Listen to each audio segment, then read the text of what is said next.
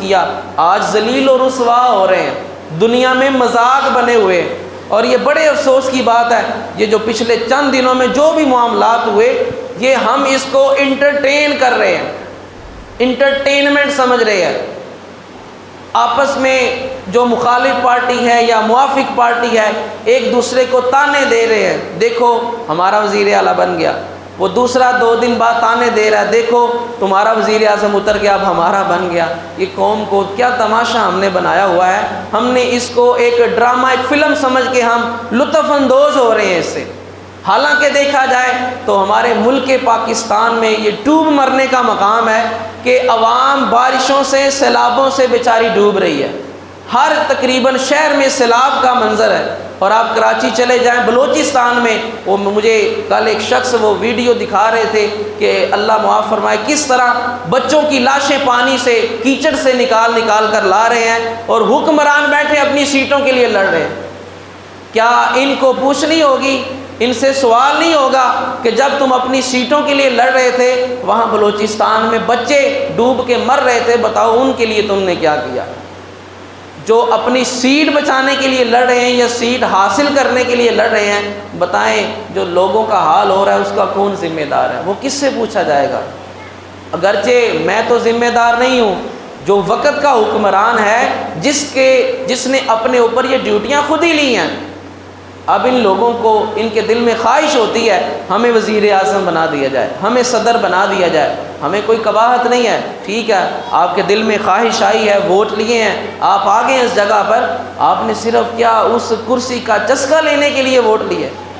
کیا اس کا کوئی مزہ لینا تھا کہ یہاں کرسی پر بیٹھنے کا کیا مزہ ہوتا ہے؟ وہ جو اس کرسی کی ذمہ داریاں ہیں وہ کس نے پوری کرنی ہے؟ اور وہی عمر فاروق کہتے ہیں اگر فرات کے کنارے کوئی بکری بھی پیاس سے مر جاتی ہے، کوئی کتا بھی پیاس سے مر جاتا ہے، عمر سے بھی پوچھ ہوگی۔ اب سوال ہوتا ہے، جو بکری یا جو کتا پہلے ہی دریائے فرات کے کنارے بیٹھا ہے، پاس اس کے دریا ہے، اگر وہ خود اس نے پانی نہیں پیا، وہ مدینے میں بیٹھے عمر کا کیا قصور ہے؟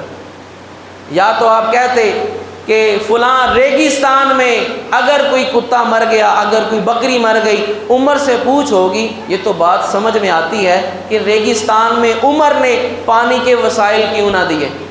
ریگستان میں جس طرح چولستان اور تھر کا جو علاقہ ہے، آپ کو پتہ ہے پچھلے دنوں جانوروں کی کیا صورتحال تھی، روہی کا جو ریگستان تھا، کتنے جانور اور لوگ بھی اس میں متاثر ہوئے۔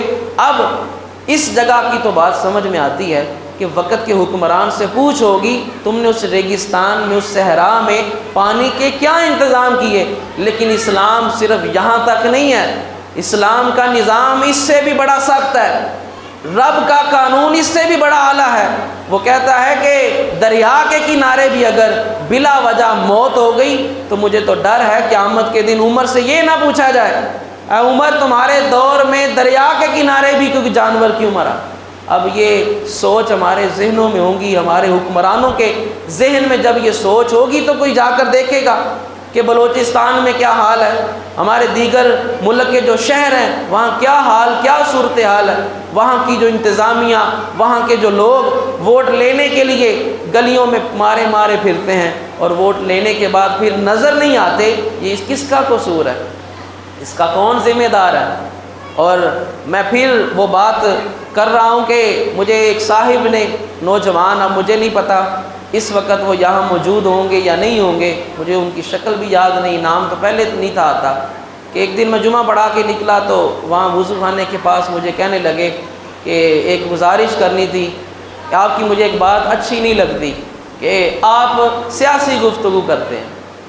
اس سیاسی گفتگو میری وہ تو اس لیے نقصان دہ ہو کہ میں آپ کے سامنے کسی پارٹی کے لیے ووٹ مانگنے آتا ہوں۔ سیاسی گفتگو تو میری اس لیے آپ کے سامنے آپ کو نقصان دہ ہو کہ میں کسی ایک پارٹی کو کہتا ہوں یہ غلط ہے، دوسری بالکل صحیح ہے، کسی ایک بندے کے بارے میں کہتا ہوں یہ بالکل صحیح ہے اس کو ووٹ دو، یہ بندہ غلط ہے اس کو ووٹ نہیں دینے۔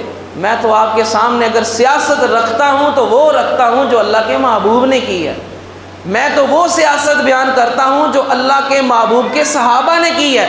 میں اس سیاست کی بات کرتا ہوں جس کی وجہ سے روم اور کیسر اور کسرا، ایران، فارس، ساری حکومتیں جب مسلمانوں کے ماتحت آئیں، کسی ایک نے بھی بغاوت نہیں کی کہ یہ لوگ انصاف نہیں کرتے، بلکہ آپ اگر تاریخ پڑھیں، فتوح الشام پڑھیں، آپ مردان عرب اور دیگر تاریخیں پڑھیں، جہاں جہاں مسلمانوں نے علاقہ فتح کیا وہاں کے لوگوں نے خوشی سے مسلمانوں کے زیر دست اپنا علاقہ دیا۔ کیوں؟ کیونکہ وہ پہلے حکمرانوں کا ٹیکس دے دے کر ظلم برداشت کر کر کے اکتائے ہوئے تھے۔ انہوں نے کہا یہ تو نظام ان کا بڑا اعلیٰ ہے، مجھے ایک بغاوت بتائیں جو حضرت عمر فاروق رضی اللہ تعالیٰ عنہ کے دور میں ہوئی ہو کہ ہم نے اسلامی حکومت میں نہیں رہنا، یہ ظلم کرتے ہیں۔ کوئی ایک بغاوت بتائیں حضرت عثمان غنی کے دور میں ہوئی ہو۔ وہ تو آپس کا ایک اختلاف، مسلمانوں کا اختلاف ہونے کی وجہ سے اب حضرت امیر معاویہ یا سیدنا علی المرتضیٰ کے درمیان بھی جو جنگ ہوئی وہ ایک غلط فہمی پر ہوئی، حضرت عثمان غنی رضی اللہ تعالیٰ عنہ کی شہادت کی وجہ سے ہوئی، لیکن اس وجہ سے نہیں ہوئی کہ علی انصاف نہیں کرتا، اس وجہ سے آپس کی جنگیں نہیں ہوئی کہ یہ ظالم حکمران مسلط ہو گیا ہے۔ تو میں تو اس سیاست کی بات کرتا ہوں جس سیاست کے بارے میں آج بھی غیر مسلم کہتا ہے وہ عمر جو 10 سال حکومت کر کے گیا ہے، اگر وہ عمر 10 سال اور حکومت کرتا دنیا پر صرف اسلام ہی ہوتا۔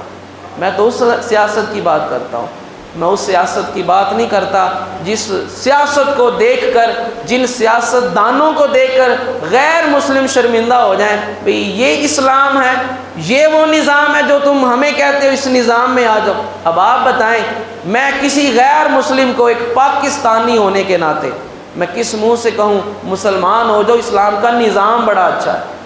وہ کہے آپ کے ملک کا نام کیا ہے، میں آگے سے جواب دوں گا اسلامی جمہوریہ پاکستان۔ وہ کہتا ہے، وہ مجھ سے سوال یہ کر لے کہ مجھے پورے ملک میں اسلام تو دکھاؤ کہاں پر ہے؟ مسجدوں میں نمازیں پڑھنا صرف اسلام ہے؟ اگر مسجدوں میں نمازیں پڑھنا صرف اسلام ہے تو وہ جو ڈوب کر مر رہے ہیں، جو غربت سے مر رہے ہیں، جو بھوک سے خودکشیاں کر رہے ہیں، تمہارے اسلام نے ان کو کیا دینا ہے؟ تمہارے اسلام نے ان کے لیے کیا کیا ہے؟ اسلام صرف نماز پڑھنا، زکوٰۃ دینا، حج کرنا، ہم نے صرف اس تک محدود کیا ہے۔ اگر کسی بندے سے گفتگو کرے وہ آگے سے جواب دیتا ہے یار سیاست میں مذہب کو نہ لے کر آؤ۔ بھئی مذہب کے بغیر اگر سیاست کرنی ہو، وہ مولانا شاہ احمد نورانی رحمۃ اللہ علیہ کا وہ جملہ آپ نے بڑا